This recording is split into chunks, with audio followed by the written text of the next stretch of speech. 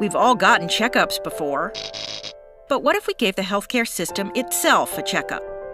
What tests would we run? What would we find out? You might be surprised by some of the results when we test how healthy we are, the quality of care we receive, how much it costs, and how accessible it is. The first area to test? Health.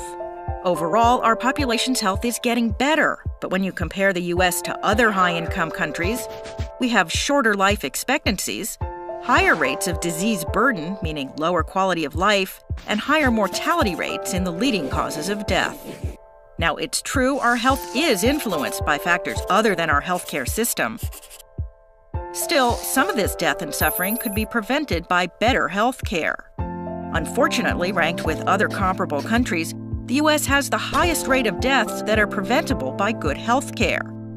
We have higher rates of amputations from diabetes, not to mention higher than average rates of medical, lab, and medication errors. But health status and quality of care aren't the only measures of how well our healthcare system is performing. Let's examine cost. We're spending a lot on things like heart conditions, back pain and arthritis, lung conditions, and diabetes. In fact, for every dollar we spend in the U.S. economy, about 17 cents of that goes to health care. That's a lot compared to other countries, which spend closer to a dime. Oddly enough, we don't actually receive more health care. The U.S. has fewer doctor visits and shorter hospital stays than average.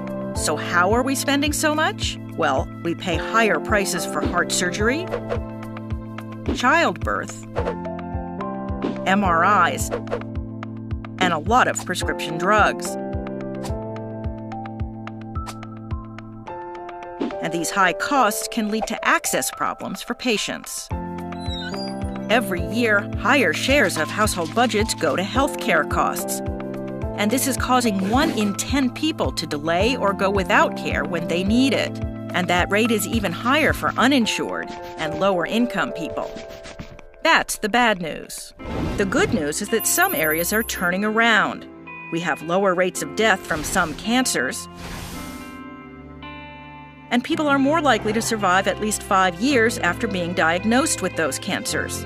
While neither is a perfect measure, together they suggest that the U.S. is doing a good job of treating cancer. Meanwhile, our total nationwide spending on healthcare has slowed to record lows.